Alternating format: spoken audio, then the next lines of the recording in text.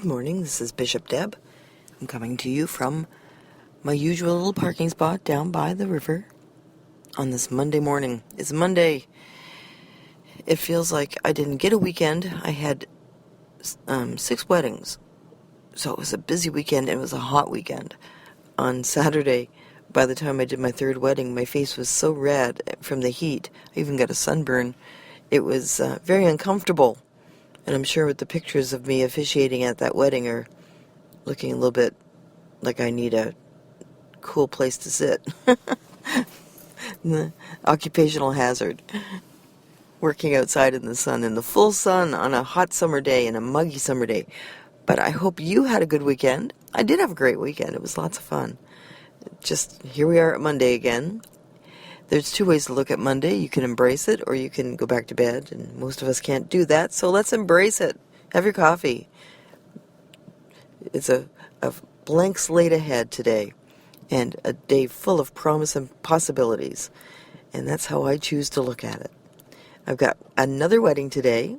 I'm very excited. It's that time of the year where it's deepest, darkest August. Everybody's coming to Niagara, and weekends are filled. Everywhere you look, there's a limo going by or something happening with weddings.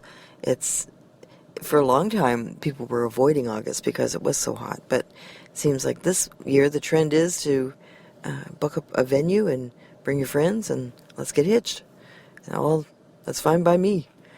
So anyway, I was watching the Tragically Hip on Saturday night. For those of you who aren't in Canada or who have been in a hermetically sealed container, the Tragically Hip are they're a Canadian group that's been around for about 20 years, maybe a little bit more, and their lead singer has inoperable brain cancer, and so they've been doing a tour across the country and just touching the hearts of their fans, everywhere they go, and admiration of people throughout Canada.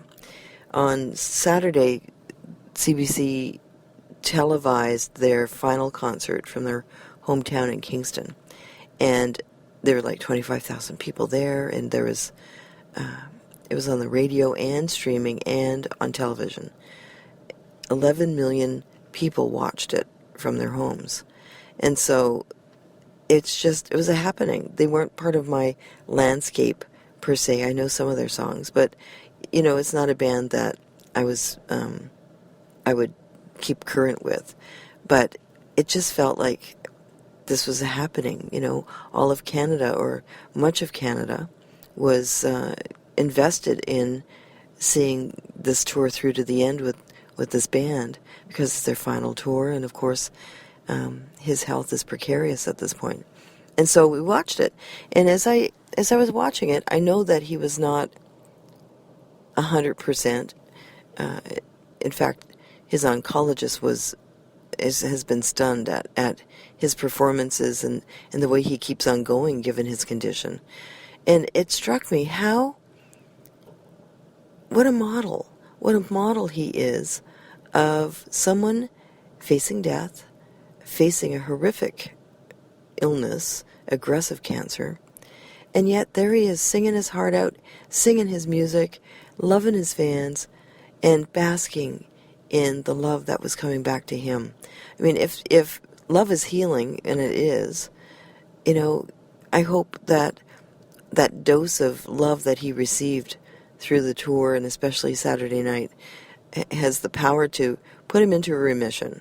It's a very strong, potent emotion that was felt that night. And so I'm glad I watched it. It really showed me the courage of one individual who really does have the power to reach out to a generation of people who need to see the message that, okay, I might be dying, but I'm still singing. I might not be able to, my life might be coming to an end, but I'm still singing. I'm still dancing. I'm giving it everything I've got. So we can apply that to our own lives, can't we? You know, every day is a gift. Every day is a gift.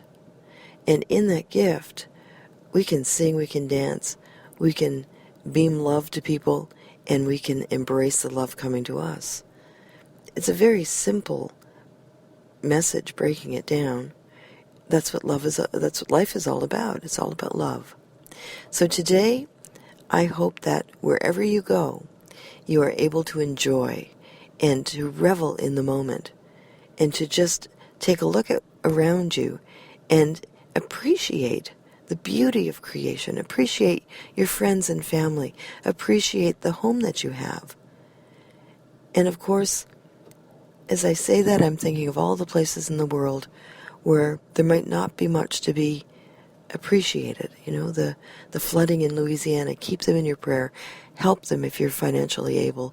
Donate to the Red Cross. It's a terrible disaster down there. And not the fault of a hurricane, but simply by flooding, by the amount of rain that fell in a very, very short time with catastrophic results. So keep those people in your prayers.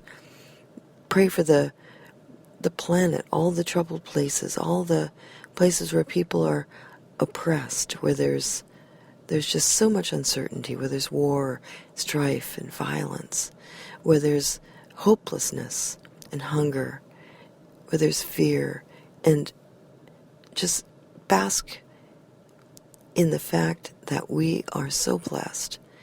And in that appreciation, beam your love to the planet. Give the planet your love.